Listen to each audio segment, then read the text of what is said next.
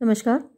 गी the Maupassant की story the necklace, और कहीं कहीं ये डायमंड नेकलेस नाम से दी गई हुई है और कहीं कहीं सिर्फ द नेकलेस नाम से दी गई है। ये स्टोरी पहले हमारी यूनिवर्सिटी में प्रेस्क्राइब्ड थी बीए में, तो मैंने पढ़ाई थी।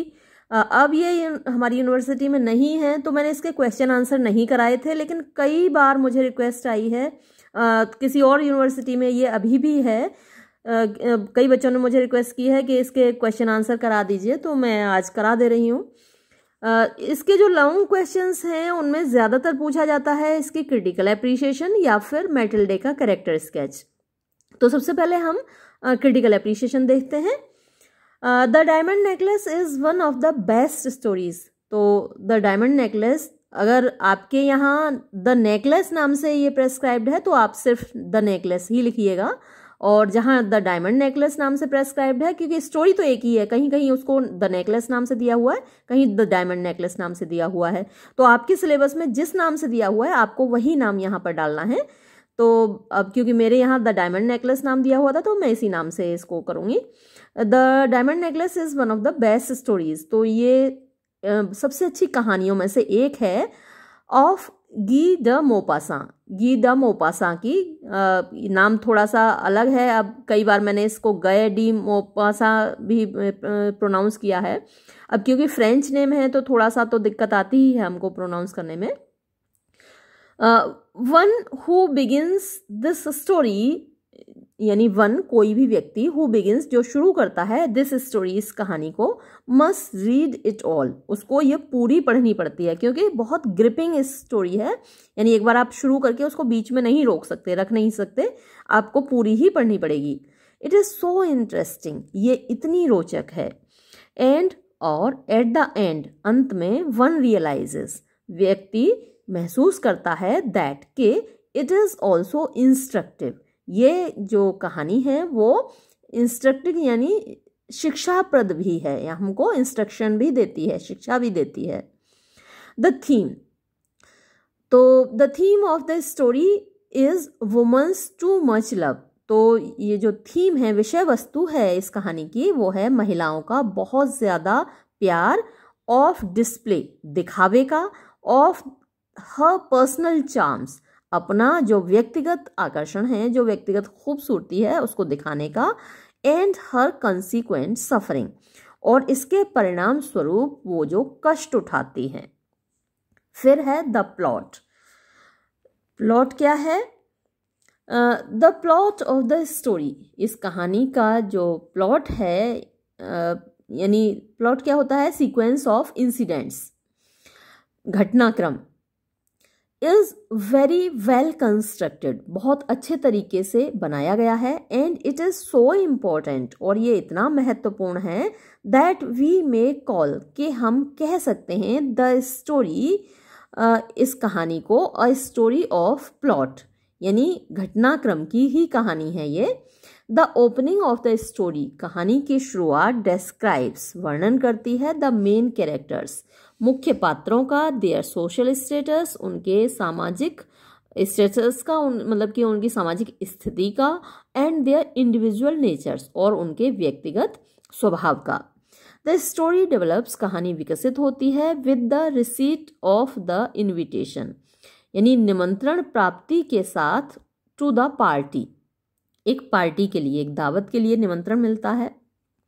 The preparation for the party, यानी तैयारियां पार्टी के लिए। The buying of a new dress, एक नई ड्रेस का खरीदा जाना। The borrowing of the diamond necklace, borrowing माने उधार लिया जाना, ऑफ द डायमंड नेकलेस यानी हीरों के हार को। द पार्टी इटसेल्फ, फिर उसके बाद पार्टी होती है। The loss of the necklace, उस हीरों के हार का खोना। द बोरोइंग ऑफ मनी, यानी पैसा उधार लिया जाना, टू रिप्लेस इट, उसकी जगह दूसरा हार खरीदने के लिए। And the paying of the dreadful debt, और उस जो भयानक ऋण है, कर्ज है, उसको वापस चुकाना। ऑल फिल, ये सारी घटनाएं भरती हैं, द मेन बॉडी, मुख्य भाग को, ऑफ द स्टोरी, इस कहानी के। And do so very effectively, और ऐसा करती हैं बहुत प्रभावपूर्ण तरीके से। तो ये सारी घटनाएं पूरी कहानी में होती हैं। आप देखते हैं शुरुआत में एक इंट्रोडक्शन है मैटिल्डे का और मिस्टर लुइजल का, फिर पार्टी का इनविटेशन मिलता है मिस्टर लुइजल को, फिर उसके बाद वो ड्रेस खरीदते हैं, उसके बाद वो हीरो का हार उधार लेकर आती है अपनी सहेली से, उसके बाद वो पार्टी में जाती है, पार्टी एंजॉय करती है, पार्टी के बाद उसका हार खो जाता है, फिर वो उस हार को जगह दूसरा हार खरीदने के लिए बहुत बड़ा कर्ज लेते हैं, फिर पूरी ज़िंदगी उस कर्ज को उतारते हैं। तो ये सारी कहानी की घटनाएं हैं, आपने पढ़ी थी मेरे साथ कहानी। तो ये हुआ इसका plot. And the end of the story, और कहानी का जो अंत है वो है मार्वेलस, बड़ा आश्चर्यजनक। द डायमंड नेकलेस, वो जो हीरो का हार था, was only an artificial one, वो तो केवल एक नकली हार था। वॉट अ प्लीजेंट शॉक, कितना सुखद धक्का लगता है हमको ये जानकर कि जो हार खोया था वो असली था ही नहीं, वो तो नकली था। अब है next heading, characterisation. There are only 3 characters, केवल 3 ही पात्र हैं इस कहानी में, यानी हैं तो और भी पात्र, लेकिन उनको ना तो दिखाया गया है, रेफर तो किया गया है, बताया तो गया है। जैसे बहुत सारे लोग थे पार्टी में जो कि नाचे थे, एक गाड़ी वान भी है जिसकी गाड़ी में ये लोग जाते हैं, और मिनिस्टर है जिसने पार्टी का इनविटेशन दिया है, लेकिन वो सारे पात्र उनके सिर्फ नाम आते हैं, और लेकिन ना तो उनके डायलॉग्स हैं, जैसे कि मैटिल्डे के डायलॉग हैं, लुइजल के डायलॉग हैं, मैडम फॉरेस्टियर के डायलॉग्स हैं, तो बाकी पात्रों के डायलॉग्स नहीं है, केवल उनके बारे में बताया जाता है, नाम आता है। तो ये जो पात्र हैं कहानी में वो सिर्फ 3 हैं। ऑफ देम, उनमें से ओनली 2, केवल 2, mister and ma'am Loisel are those who matter. तो मिस्टर और मैम लुइजल वो पात्र हैं जो मैटर करते हैं, यानी जो महत्वपूर्ण है। हालांकि मैम फॉरेस्टियर भी कम इम्पोर्टेंट नहीं है, क्योंकि उन्हीं का अगर वो ना होती तो वो हार कहाँ से आता, और जिस तरीके से उन्होंने हार रख लिया, कोई पूछताछ नहीं की, तो अगर वो एक बार को पूछताछ कर लेती, हार को देख लेती या पहचान लेती कि ये वो मेरा वाला हार नहीं है, तो शायद कहानी वहीं सॉल्व हो जाती, इन लोगों की प्रॉब्लम सॉल्व हो जाती। तो उनका कैरेक्टर भी कम इम्पोर्टेंट नहीं है, लेकिन ये दोनों पति पत्नी ज़्यादा इम्पोर्टेंट हैं। They are very well drawn, यानी उनको बहुत अच्छे तरीके से ड्रॉ किया गया है, मतलब कि चित्रित किया गया है। दे सर्व एज अ फॉयल, वो मतलब एक दूसरे का फॉयल होता है प्रतिद्वंदता करना, तो एक दूसरे के आमने सामने वो रखे हुए हैं, टू ईच अदर, एक दूसरे के, बाय देयर कॉन्ट्रेरी नेचर्स, अपने विरोधाभासी व्यवहार से। नेचर जो प्रकृति है उन दोनों की वो कॉन्ट्रेरी है, एक दूसरे के बिल्कुल विपरीत है।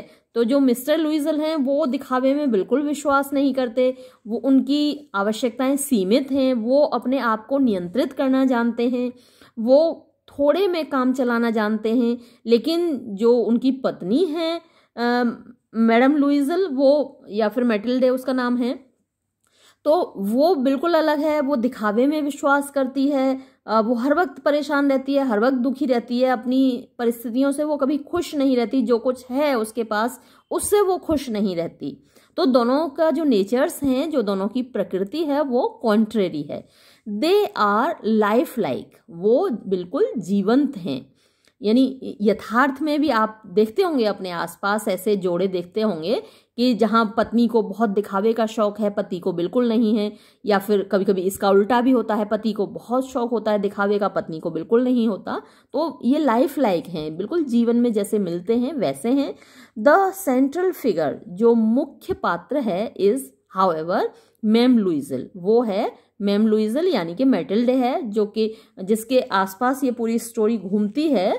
तो जो मेन फिगर है वो मैडम लुइजल है।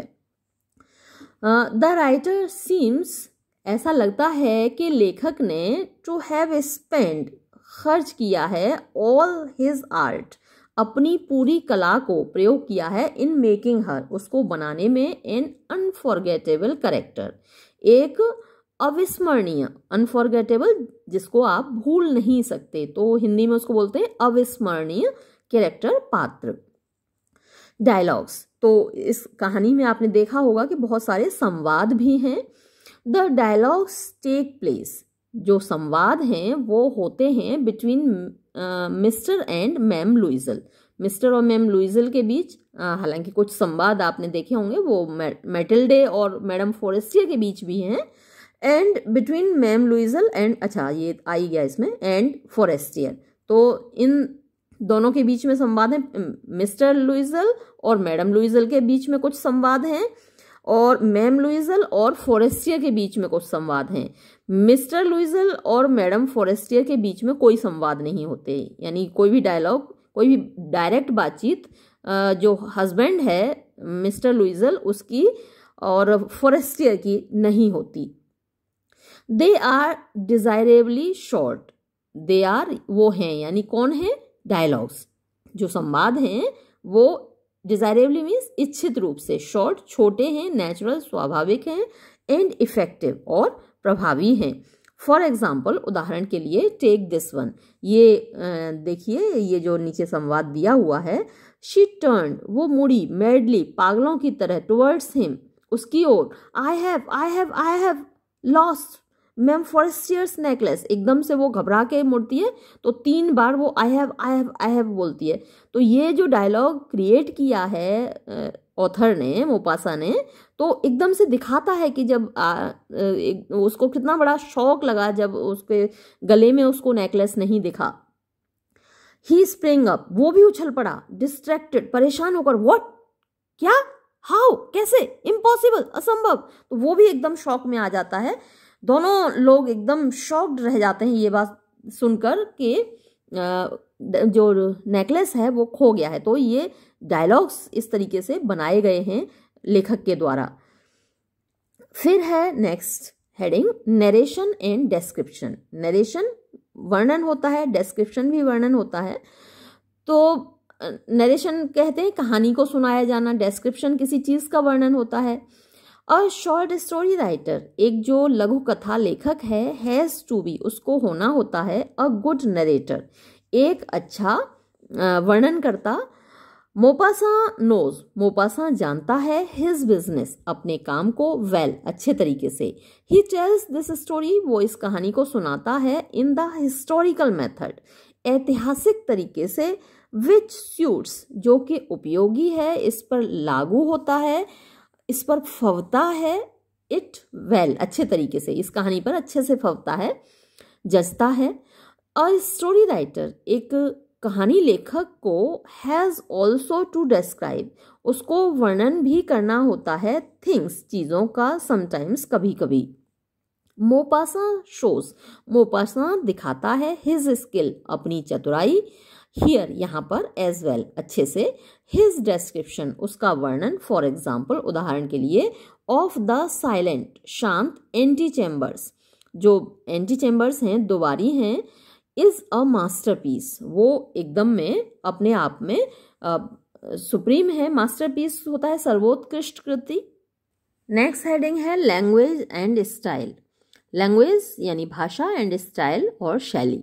The language of the story, कहानी की भाषा, इज ईजी, आसान है, स्मूथ, यानी स्मूथ मीन्स चिकना होता है, तो चिकने का मतलब ये हुआ कि मतलब इजी गोइंग है, आसानी से फ्लो करने वाली है, एंड डिलाइटफुल, और प्रसन्नता से भरी हुई है।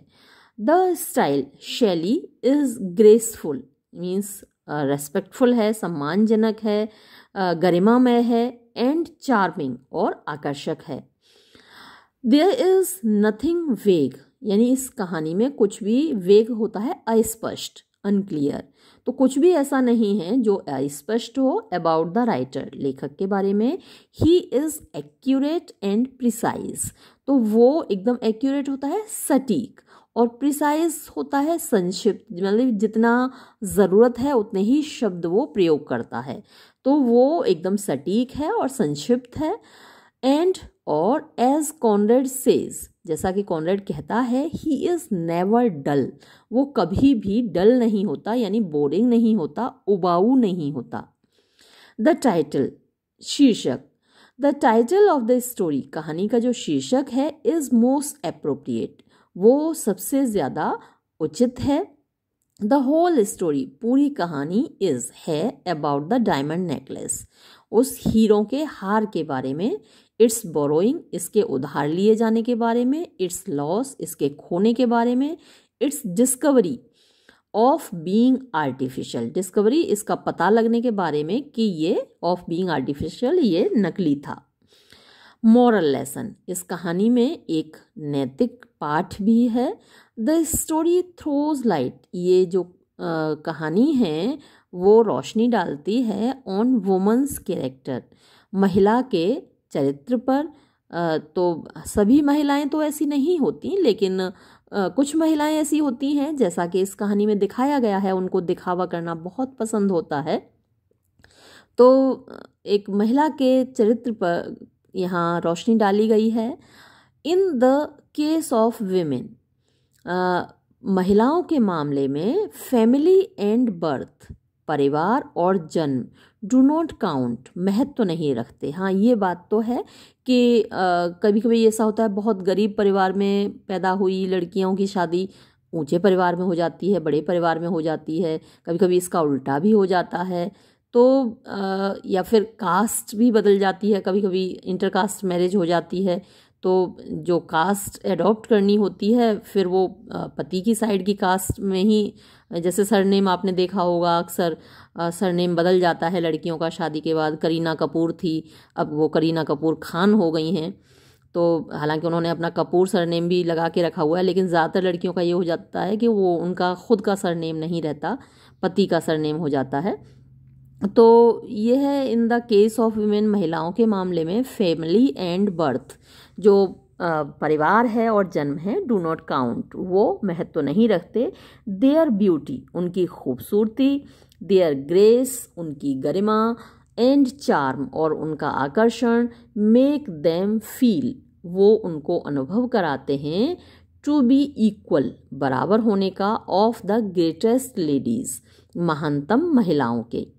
द स्टोरी इज ऑल्सो, ये जो कहानी है वो है अ लेसन, एक सबक, अगेंस्ट वेनिटी, अगेंस्ट माने खिलाफ, वेनिटी दिखावे के, ऑफ विमेन महिलाओं के। तो अगर इसके अंदर ये वेनिटी नहीं होती, दिखावे की भावना नहीं होती, ये खुद ही नकली हार खरीद लाती ना जाके। नकली हार तो सस्ते मिलते हैं, मार्केट में आज भी मिलते हैं, आर्टिफिशियल ज्वेलरी भी मिलती है। अब जो ओरिजिनल ज्वेलरी, सोने का भाव देखिए, 50,000 रुपये का 10 ग्राम मिलता है, और 50,000 में तो आप इतने सारे अच्छे अच्छे आर्टिफिशियल ज्वेलरी खरीद लेंगे, उन्हें पहन के आराम से घूमिए। तो ये भी कर सकती थी, लेकिन भाई उसको दिखावा करना था और वो खरीदने चली गई, वो उधार लेने चली गई, और कितना कुछ झेला उसने इसकी वजह से। तो ये वैनिटी ऑफ विमेन यहाँ पर दिखाई गई है, और उससे सबक भी सीखने को मिलता है। कंक्लूजन, निष्कर्ष क्या है? The story is not allowed to become, इस कहानी को नहीं होने दिया जाता पैथेटिक, यानी दया से भरा हुआ। दो, यद्यपि द सिचुएशन, जो परिस्थिति है, डिमांडेड इट, इसकी मांग करती थी। Chance is made to serve, जो चांस है यानी कोइंसिडेंस है, संयोग है, is made to serve for fate, वो यहाँ पर भाग्य का काम करता है। तो ये कोइंसिडेंस ही था कि वो जो हार लेकर आई वो खो गया, या फिर जो मैडम फॉरेस्टियर थी उन्होंने देखा नहीं, वो अगर देख लेती तो वो शायद बता देती कि ये मेरा नहीं है या मेरा हार नकली था, या फिर वो बता देती मैटिल्डे मैडम फॉरेस्टियर को बता देती कि आपका हार मुझसे खो गया है। तो वो बता देती कि भाई 500 फ्रैंक का था तो मुझे 500 फ्रैंक दे दो, तो वो दे देती। तो ये सब चांस है, चांस की बात है, और वो यहाँ भाग्य का काम करता है। तो संयोग है, chance is made to serve for fate, तो संयोग यहाँ पर भाग्य का काम करता है, बट नॉट इम्प्रोबेबली, लेकिन ये इम्प्रोबेबली होता है जो असंभव होता है, कि ऐसा नहीं है कि जो इसमें दिखाया गया है वो असंभव हो, ऐसा अक्सर हो जाता है। एवरीथिंग, हर चीज इन द स्टोरी, कहानी में, इज है इन इट्स राइट प्लेस, अपने सही स्थान पर। तो ये थी क्रिटिकल एप्रिसिएशन। और एक और क्वेश्चन जो अक्सर एग्जाम में आता है वो है मैटिल्डे का कैरेक्टर स्केच, मैटिल्डे या मैडम लुइजल का कैरेक्टर स्केच तो देखिए ये क्वेश्चन आपसे कई तरीके से पूछा जा सकता है। Sketch the character of Mathilde Loisel, give a pen portrait of Mathilde Loisel, या फिर give a character sketch of Mathilde, या फिर discuss in your own words the character of Mrs Loisel. तो किसी भी तरीके से आए, आपको लिखना तो कैरेक्टर स्केच ही है। देखते हैं इंट्रोडक्शन। पहले परिचय है। मैटिल्डे लुइजल इज द हीरोइन। मैटिल्डे लुइजल हीरोइन है, नायिका है, ऑफ दिस स्टोरी, इस कहानी की। शी गेट्स, वो प्राप्त करती है, द सिंपैथीज, सहानुभूति, ऑफ द रीडर्स, पाठकों की। इट इज़, ये होता है, ड्यू टू हर मिसफॉर्च्यून, उसके दुर्भाग्य की वजह से। इम्पोर्टेंट क्वालिटीज, महत्वपूर्ण गुण, ऑफ हर कैरेक्टर, उसके चरित्र के, आर डिस्क्राइब्ड, वर्णित किए गए हैं, इन द फॉलोइंग लाइन्स, इन पंक्तियों में। पहला है हर पॉवर्टी, उसकी गरीबी। दिस स्टोरी शोज, ये कहानी दिखाती है, दैट मैटिल्डे वॉज पुअर, कि मैटिल्डे गरीब थी। शी वॉज द डॉटर, वो पुत्री थी, ऑफ अ पुअर मैन, एक गरीब आदमी की। सो शी वॉज मैरिड, इसलिए उसकी शादी की गई, टू अ पुअर क्लर्क, एक गरीब क्लर्क से। उसके पिताजी भी क्लर्क थे और उसके पति भी क्लर्क थे। हालांकि उस वक्त होगा ऐसा कि क्लर्क की इनकम इतनी कम होती होगी, आजकल तो नहीं है। हमारे यहाँ जो गवर्नमेंट सेक्टर में क्लर्क की अच्छी खासी सैलरी होती है, ठीक ठाक होती है, आराम से काम चल जाता है। तो यही इनका भी था। Her husband was also poor, उसका पति भी गरीब था। He could not meet her wants, वो मीट हर वॉन्ट्स, मीट माने मिलना होता है, लेकिन यहाँ है पूरा करना, तो वो नहीं पूरा कर सकता था। हर वॉन्ट्स माने उसकी इच्छाओं को। हर पॉवर्टी, उसकी गरीबी, प्रूव्ड, साबित हुई, अ कर्स, एक अभिशाप, इन हर लाइफ, उसके जीवन में। इवन द रीडर्स फील, यहाँ तक कि जो पाठक हैं वो भी महसूस करते हैं, फॉर हर पॉवर्टी, उसकी गरीबी को। दे ऑल्सो फील, वो भी महसूस करते हैं, दैट के she should have not been so poor, कि उसको इतना गरीब नहीं होना चाहिए था। फिर है हर ब्यूटी, उसकी खूबसूरती। द स्टोरी क्लियरली शोज, ये कहानी स्पष्ट रूप से दिखाती है, that she was very beautiful, कि वो बहुत खूबसूरत थी। टू सेटिस्फाई हर सेल्फ, अपने आप को संतुष्ट करने के लिए, एंड हर ब्यूटीफुल अपीयरेंस, और अपनी खूबसूरत छवि को। शी ऑलवेज डिजायर्ड, वो हमेशा चाहती थी, टू हैव फाइन ड्रेसेस, कि उसके पास बढ़िया कपड़े हों, एंड कॉस्टली ऑर्नामेंट्स, और महंगे आभूषण हों। एट द पार्टी, पार्टी में, शी लुक्ड, वो दिख रही थी, मोस्ट ब्यूटीफुल, सबसे ज़्यादा खूबसूरत, एमंग ऑल, सभी के बीच में। शी अट्रैक्टेड, उसने आकर्षित किया, द नोटिस, ध्यान, ऑफ ऑल, सभी का। एवरीवन वांटेड, हर कोई चाहता था, टू गेट इंट्रोड्यूस्ड, परिचय करना, टू हर, उससे। इवन, यहाँ तक कि the minister of public instruction, जो मंत्री जी थे पब्लिक इंस्ट्रक्शन के, यानी जन शिक्षा के, वॉच्ड हर, उन्होंने उसको देखा, एंड हर ब्यूटी, और उसकी खूबसूरती को देखा। हर एम्बिशन, उसकी महत्वाकांक्षा। Mathilde was a lady of high ambitions, Mathilde एक महिला थी उच्च महत्वाकांक्षाओं वाली। हर ग्रेटेस्ट एम्बिशन, उसकी सबसे बड़ी महत्वाकांक्षा, वॉज, थी, टू वियर, पहनना, फाइन ड्रेसेस, बढ़िया पोशाकें, एंड कॉस्टली ज्वेलरी, और महंगे आभूषण। She made a clear and honest expression, उसने एक स्पष्ट और ईमानदारी से भरी हुई अभिव्यक्ति दी, या कहा उसने, टू हर हस्बैंड, अपने पति को, ऑफ हर एम्बिशन, अपनी महत्वाकांक्षा के बारे में। व्हेन ही ब्रॉट, जब वो लाया, द इनविटेशन कार्ड, यानी निमंत्रण पत्र को। हर एम्बिशन, उसकी महत्वाकांक्षा, वॉज सेटिस्फाइड, संतुष्ट हुई। व्हेन, जब, शी गॉट, उसको मिला, अ न्यू फ्रॉक, एक नया फ्रॉक, नई पोशाक, एंड द डायमंड नेकलेस, और हीरों का हार। नेक्स्ट हेडिंग है हर अनहैप्पी मैरिड लाइफ, उसकी मतलब दुख से भरी हुई शादीशुदा जिंदगी। रियली, वास्तव में, शी लिव्ड, वो जी रही थी, इन अनहैप्पी मैरिड लाइफ, एक दुख से भरे हुए शादीशुदा जीवन में। दो, यद्यपि शी वॉज ब्यूटीफुल, वो खूबसूरत थी, एंड एम्बिशियस और महत्वाकांक्षी थी, येट फिर भी हर पॉवर्टी उसकी गरीबी, वॉज हर कर्स उसका अभिशाप थी। शी ऑलवेज रिमेन्ड वो हमेशा रही, अनहैप्पी नाखुश, बिकॉज क्योंकि हर हाई एम्बिशंस उसकी ऊंची महत्वाकांक्षाएं, ऑफ फाइन ड्रेसेस बढ़िया पोशाकों की, एंड कॉस्टली ज्वेलरी और महंगे आभूषणों की, could never be met with और आना चाहिए, could never be met with यानी कभी पूरी नहीं हो सकी। हर हस्बैंड उसका पति वॉज सो पुअर इतना गरीब था, दैट के ही कुड नॉट बाय वो नहीं खरीद सकता था, फाइन ड्रेसेस बढ़िया पोशाकें, एंड कॉस्टली ज्वेलरी और महंगे आभूषण, फॉर हर उसके लिए। द लॉस खोना ऑफ द डायमंड नेकलेस हीरों के हार का, मेड हर लाइफ उसने बना दिया उसके जीवन को, हाईली मिजरेबल बहुत दुखी। शी वर्कड उसने काम किया, सो हार्ड इतना कठोर, टू रिपे चुकाने के लिए, द लोन कर्ज को, दैट के शी बिकेम वो हो गई, वेरी वीक बहुत कमज़ोर, एंड ओल्ड और बूढ़ी। हर ऑनेस्टी उसकी ईमानदारी। बाय रीडिंग दिस स्टोरी इस कहानी को पढ़ के, वी एट वंस फील हम एकदम महसूस करते हैं, दैट के honesty is also a virtue ईमानदारी भी एक गुण है, इन द कैरेक्टर चरित्र में, ऑफ मैटिल्डे मैटिल्डे के। दो, हालांकि शी वॉज पुअर वो गरीब थी, येट फिर भी, शी एवर रिमेन्ड वो हमेशा रही, ऑनेस्ट ईमानदार। शी वर्कड उसने काम किया, वेरी हार्ड बहुत कठिन, येट फिर भी, शी ऑनेस्टली रिटर्न्ड उसने ईमानदारी से लौटा दिया, द डेट ऋण।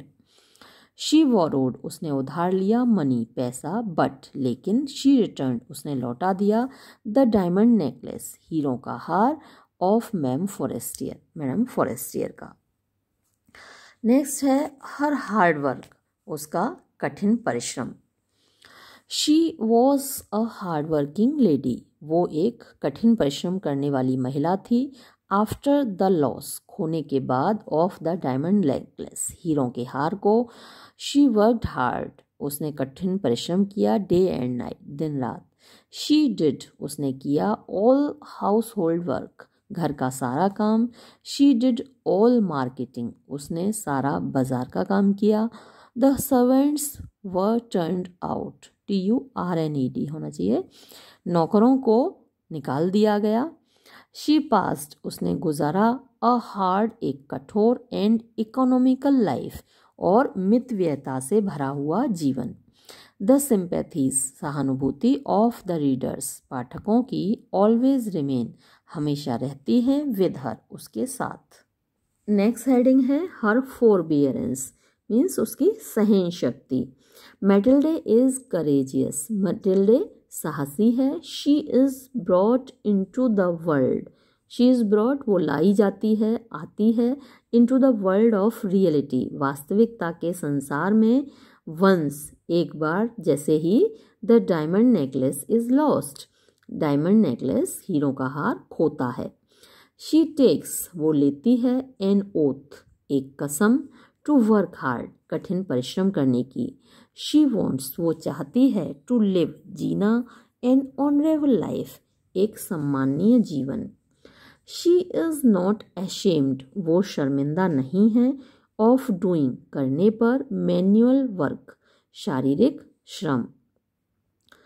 शी एक्सेप्ट्स वो स्वीकार करती है, द चैलेंज चेतावनी चुनौती, ऑफ लाइफ जीवन की।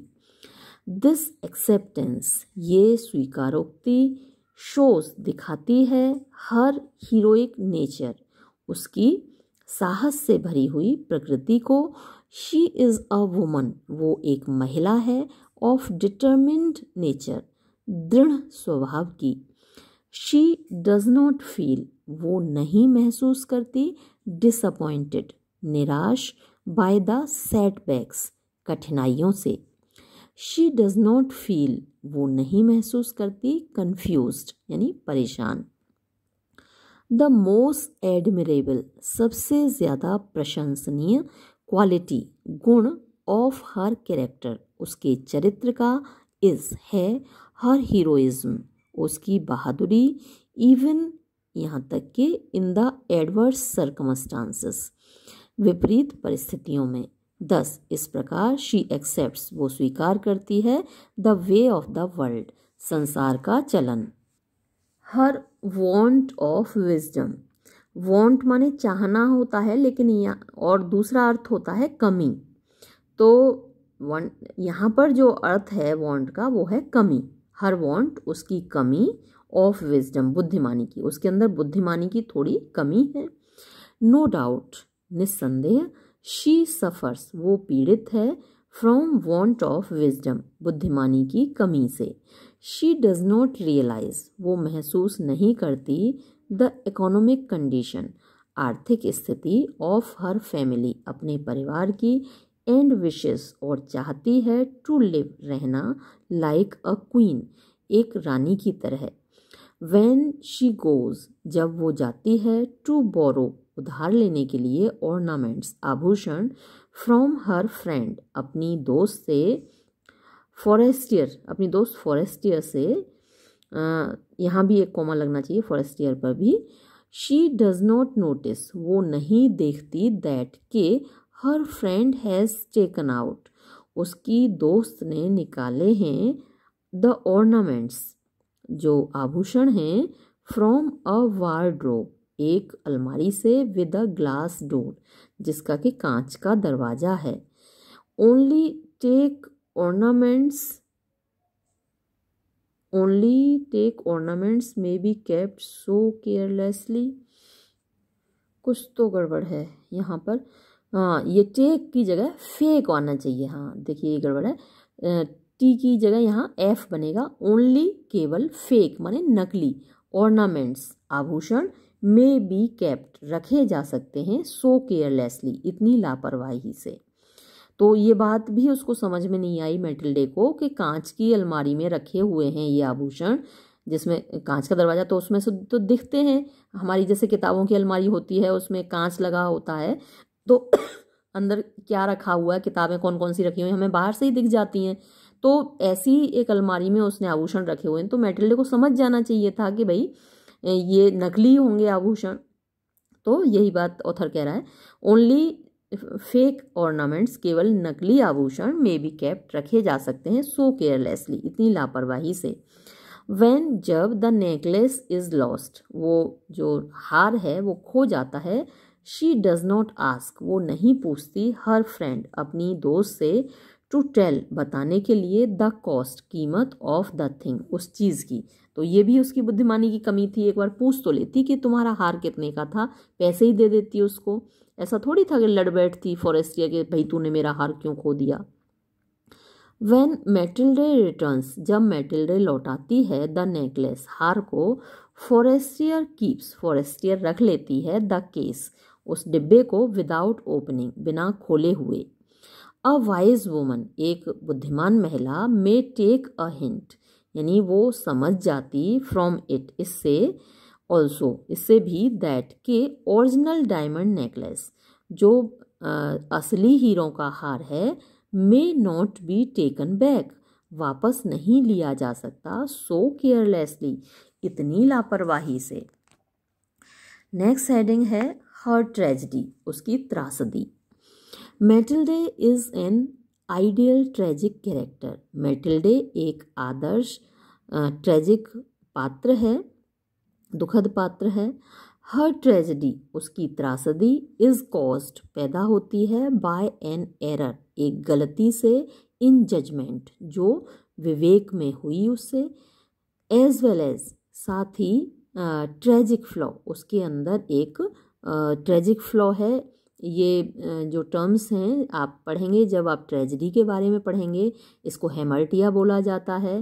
आप अरिस्टोटल को पढ़ेंगे आगे चलकर और ये शेक्सपियरियन ट्रेजेडी पढ़ेंगे, तब आपको पता चलेगा कि उसमें ट्रेजिक फ्लॉ, फेटल फ्लॉ या हेमर्टिया ये सब क्या चीज़ें हैं। तो अभी आप इतना जान लीजिए कि किसी हीरो या हीरोइन के चरित्र में कोई ऐसी कमी जो उसके विनाश के लिए जिम्मेदार हो, वो ट्रेजिक फ्लॉ कहलाता है। तो इसके चरित्र में भी एक ट्रेजिक फ्लॉ है, एक कमी है। She takes a fake necklace, वो एक नकली हार ले जाती है for a real diamond necklace, एक असली हीरो का हार समझकर। इट इज़ हर एरर, ये उसकी गलती है। इन जजमेंट, विवेक की, उसकी बुद्धि की। शी सफ़र्स, वो पीड़ित है। फ्रॉम हाई एम्बिशन, उच्च महत्वाकांक्षा से। एंड वेन प्राइड, और थोथे घमंड से। वेन थोथा और प्राइड घमंड।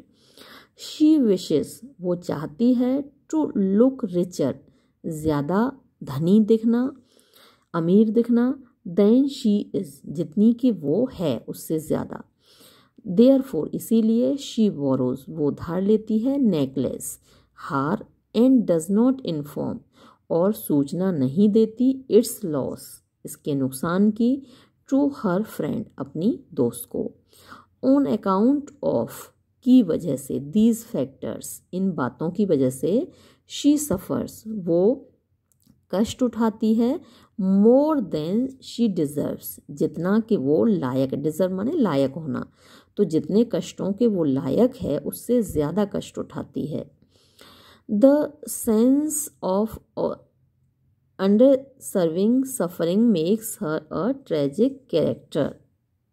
ये देखो कंफ्यूज कर देते ना शब्द जब मिसप्रिंट हो जाता है। ये छपाई की गलतियां होती हैं और हम पढ़ते वक्त कंफ्यूज हो जाते हैं कि भैया इसका मतलब क्या निकला। देखिए यहाँ एक तो सेंस की SENSE आनी चाहिए, ये पहले होती थी SENCE जो स्पेलिंग है, अब तो सिर्फ SENSE होता है। तो एक तो ये स्पेलिंग यहाँ पर गलत है, सही कर लीजिएगा। और ये अंडर सर्विंग नहीं, अनडिजर्विंग होना चाहिए। अनडिजर्विंग यानी जो डिजर्व नहीं करते, उससे ज़्यादा सफरिंग, कष्ट। मेक्स हर, उसको बना देता है। अ ट्रेजिक कैरेक्टर, एक मतलब त्रासदी से भरा हुआ पात्र। और अब कंक्लूजन, निष्कर्ष। मैटिल्डे इज, मैटिल्डे है एन अनफॉर्चुनेट कैरेक्टर, एक अभाग्या पात्र, एक दुर्भाग्यशाली कैरेक्टर है। मिसफॉर्च्यून्स फॉलो हर, मिसफॉर्च्यून यानी दुर्भाग्य, फॉलो हर उसका पीछा करता है।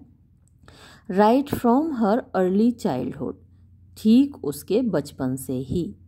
शी इज़ पुअर, वो गरीब है। शी डज नॉट मैरी, वो शादी नहीं कर पाती। अ रिच पर्सन, एक अमीर आदमी से। द लॉस, नुकसान या खोना। ऑफ डायमंड नेकलेस, हीरों के हार का। एड्स माने बढ़ा देता है। टू हर मिजरीज, उसके कष्टों को। हर ग्रेटेस्ट मिसफॉर्च्यून, उसका सबसे बड़ा दुर्भाग्य। इज, है। दैट, कि शी हैज़ टू वर्क, उसको काम करना पड़ता है। हार्ड, कठोर। फॉर अ डायमंड नेकलेस, एक हीरों के हार के लिए।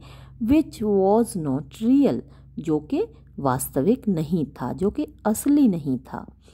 डिस्पाइट, बावजूद। ऑल दिस, इस सब के बावजूद। मैटिल्डे इज, मैटिल्डे है। अ मेमोरेबल कैरेक्टर, एक स्मरणीय पात्र।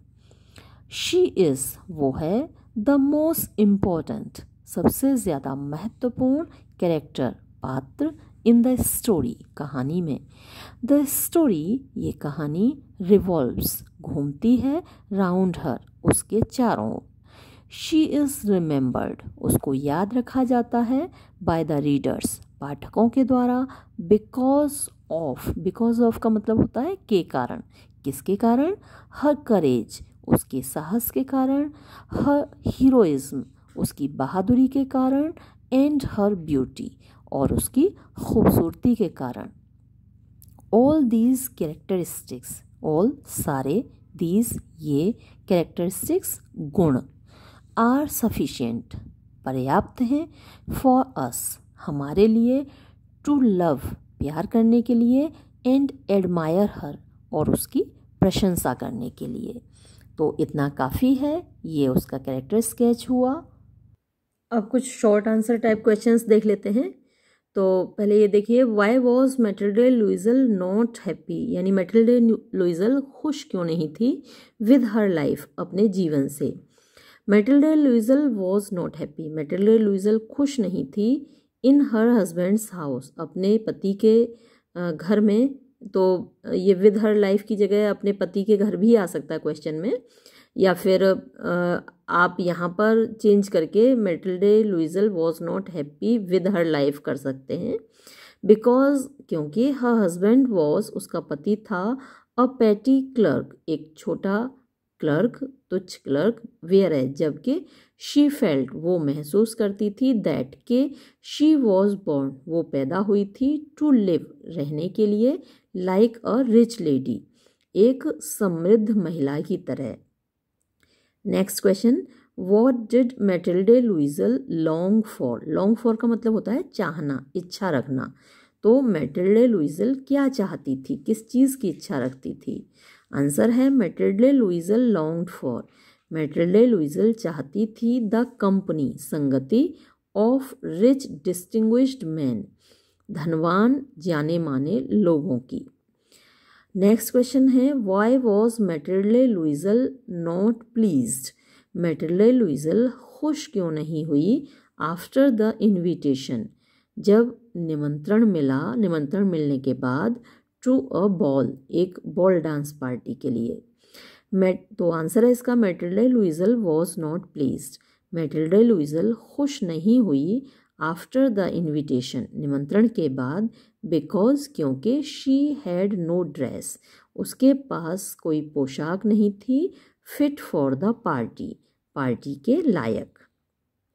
नेक्स्ट क्वेश्चन है, व्हाट डिड मैटिल्डेज हस्बैंड डू, मैटिल्डे के पति ने क्या किया विद द मनी, पैसे से, सेव्ड, जो उसने बचाया था, फॉर बाइंग अ गन, एक बंदूक खरीदने के लिए।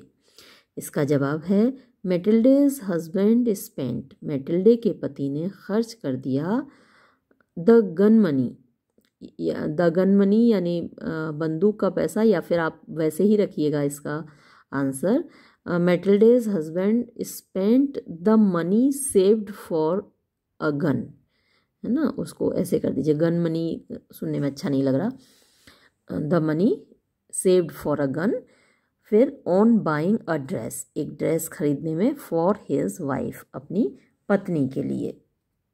नेक्स्ट है, फ्रॉम होम, किस से, डिड मैटिल्डे लुइजल बोरो, मैटिल्डे लुइजल ने उधार लिया, द डायमंड नेकलेस, हीरों का हार।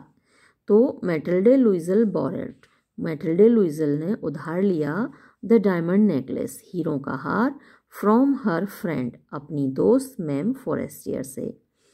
Next question, how did Mathilde Loisel feel, Mathilde Loisel ने कैसा महसूस किया, व्हेन शी गॉट, जब उसको मिल गया, अ डायमंड नेकलेस, एक हीरों का हार, ऑन क्रेडिट, उधार, फॉर द पार्टी, पार्टी के लिए।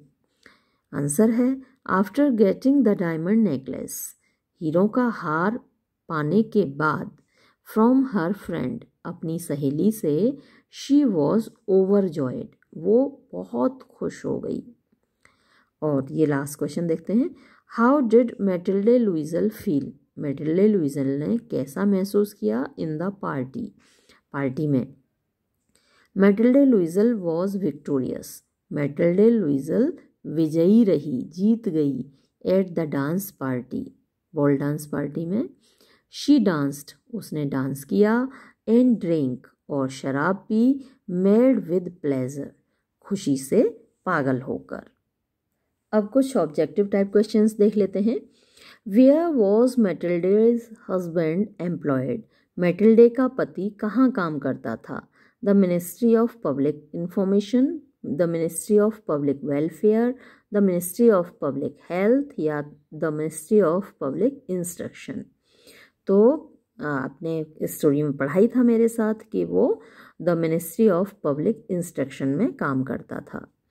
नेक्स्ट है, Mathilde belong to the family of, Mathilde belong to मतलब संबंध रखती थी परिवार से, किसके परिवार से, पुअर पीपल, यानी गरीब लोगों के, अट्रैक्टिव पीपल आकर्षक लोगों के, क्लर्क बाबुओं के परिवार से, या बोरोवर्स या उधार लेने वाले कर्जदारों के परिवार से। तो आपने देखा स्टोरी में कि वो क्लर्क के घर पैदा हुई थी और क्लर्क से ही उसकी शादी हुई थी। तो हमारा जवाब है C. Question third, why did Mathilde dress plainly, यानी मैटिल्डे साधारण पोशाक क्यों पहनती थी। शी लाइक्ड प्लेन ड्रेसेस, उसको साधारण पोशाकें पसंद थीं। She could not buy costly dresses, वो महंगी पोशाकें खरीद नहीं सकती थी। Her husband liked plain dresses, उसके पति को साधारण पोशाकें पसंद थीं, या नन ऑफ दिस। तो हमारा जवाब क्या होगा, B. She could not buy costly dresses, वो महंगी पोशाकें खरीद नहीं सकती थी।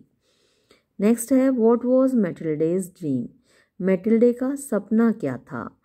To have a rich husband, एक मतलब पैसे वाला पति प्राप्त करना। To have a handsome husband, एक खूबसूरत पति प्राप्त करना। To live like a rich lady होना चाहिए, है ना, टुडे ये गलत छप गया। To live like a rich lady, एक समृद्ध महिला की तरह रहना। टू बिकम अ क्वीन, एक रानी बनना। तो वो एक समृद्ध महिला की तरह रहना चाहती थी, वो रिच लोगों की तरह रहना चाहती थी। तो हमारा जवाब होगा सी। हु रोड द स्टोरी, किसने लिखी है कहानी द डायमंड नेकलेस। तो आपके में द नेकलेस नाम से अगर है तो वहाँ द नेकलेस आएगा आपके एग्जाम में। तो द नेकलेस या द डायमंड नेकलेस कहानी किसने लिखी है, गोल्सवर्दी, मोपासा, या ये मोपासा दूसरे तरीके से लिखा हुआ है, और टैगोर। तो ये जो कहानी है मोपासा ने लिखी है, जिसकी स्पेलिंग ये वाली है जो बी में है। ये भी मोपासा है लेकिन मोपासा ये वाली स्पेलिंग है। तो सही जवाब है बी। नेक्स्ट क्वेश्चन है, हु वॉज फोरेस्टियर, फोरेस्टियर कौन थी। एन ऑर्नामेंट सेलर, एक आभूषण बेचने वाली। अ नेकलेस लेंडर, एक आभूषण उधार देने वाली। मैटिल्डेज फ्रेंड, मैटिल्डे की सहेली। मिस्टर लुइजल सिस्टर, या फिर मिस्टर लुइजल की बहन।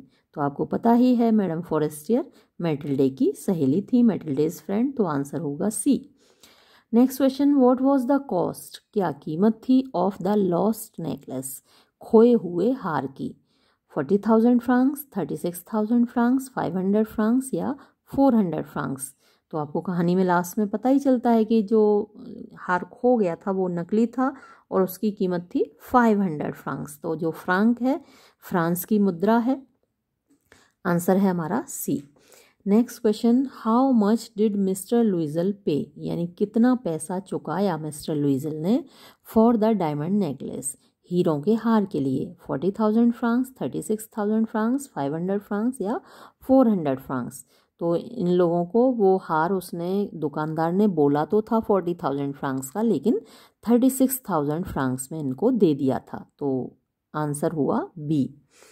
नेक्स्ट क्वेश्चन है, हाउ मच डिड मिस्टर लुइजल बोरो, यानी मिस्टर लुइजल ने कितना उधार लिया टू बाय द नेकलेस, वो जो हार था उसको खरीदने के लिए। 36,000 फ्रैंक्स, 18,000 फ्रैंक्स, 40,000 फ्रैंक्स, या फिर 400 फ्रैंक्स। तो आपको याद है कि कुछ सेविंग्स वगैरह थी मिस्टर लुइजल की, कुछ इधर उधर से ले लिया। तो जो उन्होंने लिया था एक्चुअली, जो कर्ज लिया था वो 18,000 फ्रैंक्स का था। तो इसका जवाब हुआ बी, 18,000 फ्रैंक्स। नेक्स्ट क्वेश्चन है, हाउ मैनी ईयर्स, कितने साल डिड दे वर्क, उन्होंने काम किया हार्ड, कठोर, टू पे, चुकाने के लिए, द डेट, कर्ज को। 10 ईयर्स, 20 ईयर्स, 5 ईयर्स, या 15 ईयर्स। तो कहानी में जैसा कि आया है 10 ईयर्स उनको लगे कर्ज चुकाने में। आंसर होगा ए। वेयर डिड मैटिल्डे मीट फोरेस्टियर, यानी मैटिल्डे फोरेस्टियर से कहाँ मिली। अ पार्क, पैलेस रॉयल, फोयर्स, या फिर चैम्प्स एलिसेस। कहाँ मिली, वो एक पार्क में मिली थी। आंसर होगा A. Next, where did Mathilde and her husband buy, यानी मैटिल्डे और उसके पति ने कहाँ खरीदा अ डायमंड नेकलेस, एक हीरों का हार। फोरेस्टियर शॉप, पैलेस रॉयल, फोयर्स, या फिर चैम्प्स एलिसेस। तो उन्होंने, आपको याद है ये हीरों का हार कहाँ ख़रीदा था? Palace royal. तो ये जवाब हुआ B. Next, what was the nationality? राष्ट्रीयता क्या थी ऑफ मैटिल्डे? मैटिल्डे की जर्मन, इंग्लिश, फ्रेंच या डच? तो ये कहानी आपको मालूम ही है फ्रेंच स्टोरी है, मैंने शुरुआत में ही बताया था, और इसीलिए हमको गी द मोपासा के प्रोनाउंसिएशन में थोड़ी सी दिक्कत होती है, क्योंकि स्पेलिंग कुछ और है और प्रोनाउंसिएशन अलग है। तो इसका जवाब होगा फ्रेंच, सी। नेक्स्ट क्वेश्चन है, व्हाट वाज द नेशनलिटी? क्या राष्ट्रीयता थी ऑफ मोपासा? मोपासा की, तो जैसा कि अभी आपको बताया ही कि वो एक फ्रेंच राइटर था, तो आंसर हुआ सी। और last question, what was Forestier's pet name? Ma'am Forestier का पेट नेम यानी घर का नाम क्या था? जैसा कि होता है ना, सभी लोगों का एक घर का नाम होता है, एक ऑफिशियल नेम होता है, तो घर का नाम क्या था? जेनी, बेट्सी, फ्रेस्टी या फिर जॉन्सी? तो आपको मालूम है मैडम फॉरेस्टियर का जो नाम था वो जेनी था, तो आंसर हुआ हमारा ए। तो ये थे आपके क्वेश्चन आंसर्स। ये वीडियो मैं यहीं समाप्त करती हूँ। धन्यवाद।